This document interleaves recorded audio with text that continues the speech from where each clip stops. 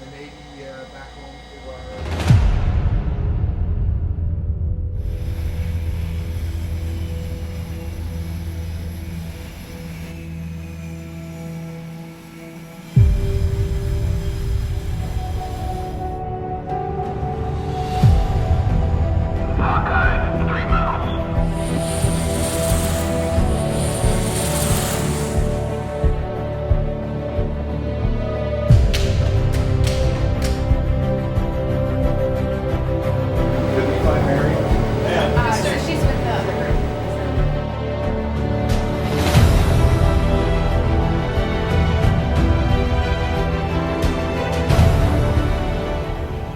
Fighter jets taking off from this ship have been crucial in the fight against ISIS in the last 2.5 years.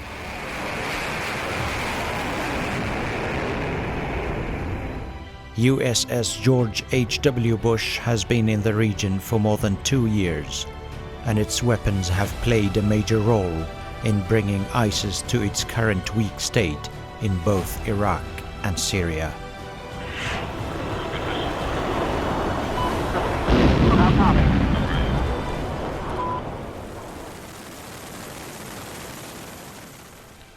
Many Kurds know the name of this aircraft carrier because it was from here that fighter jets took off to bomb ISIS in the summer of 2014, when its militants were knocking on the gates of the Kurdistan region. This pilot, known by his call sign Jojo, flies a brand new F-18, and he helped the Kurdish forces turn the tide against ISIS. Yeah, I would say we don't always know the exactly who we're supporting. I think we have a fairly good idea, and I would say our understanding of the fighting capability of the Kurds is well known. ISIS has been pushed back in Iraq, and its capabilities have shrunk. But the aircraft carrier and its staff are determined to stay around until that group has been completely destroyed.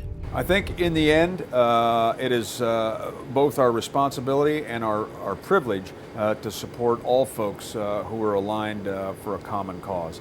And so when the support of the United States is sought, we don't differentiate. We're here to help our allies and those who have similar interests and similar needs. A total of 7,000 personnel, 5 destroyers, 2 cruisers, and more than 70 jets are under the command of Admiral Kenneth Weitzel. USS George H.W. Bush and 2 other aircraft carriers have been rotating in the region, but this one alone has carried out more than 2,000 sorties against ISIS, and in the first weeks of its current deployment, it has dropped close to 700 weapons on the radical group.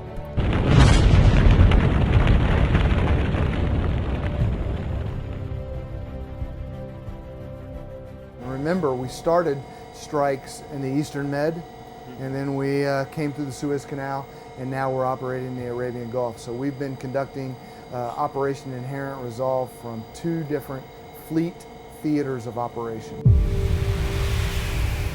One of these jets flew to Syria, bombed ISIS near Tabqa, and sent the image back to the command center.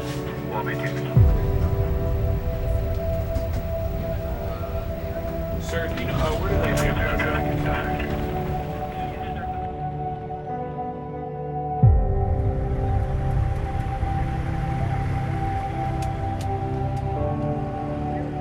I have covered the war against ISIS by Iraqi and Kurdish forces on the ground for 1.5 years.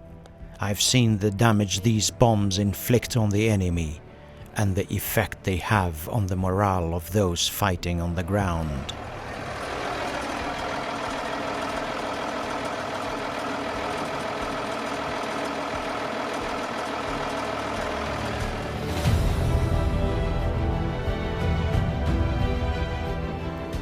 In Gayara in northern Iraq, I saw many oil wells set ablaze by ISIS militants to create a cover against airstrikes. But the F-18s that fly from here have no regard for such tricks and pick out the enemy where they might be. I will say, however, that the weapons and the systems that we carry are very versatile. Some are optimized for clear air, some don't need clear air, and so we have a wide range of options to present against ISIS in that area. So clearly it's better for all of us, or it's better in many ways if the air is clear, but we are in fact an all-weather capability and have not been impacted by that on the ground. At least 20 jets are in the air at any given time. Some pilots stay in the air for 7 hours and they refuel twice or 3 times in mid-air. At one point, these fighter jets had vast territories to cover.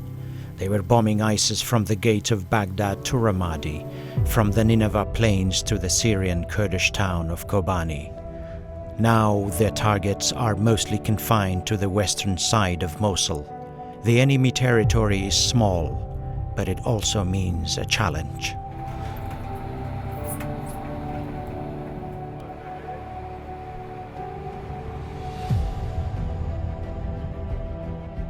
It is certainly easier when they're not in urban areas, and that is one of the challenges now.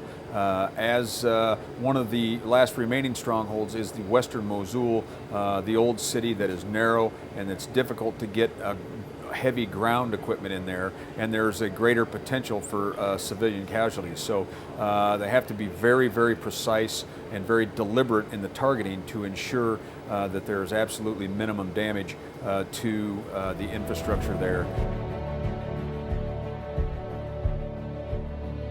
For Iraqi troops in Mosul, the challenge is the same. It's a house-to-house fight in an area where many civilians live. But soldiers on the ground still call in these jets to destroy ISIS bunkers or deadly truck bombs that come at them on every corner.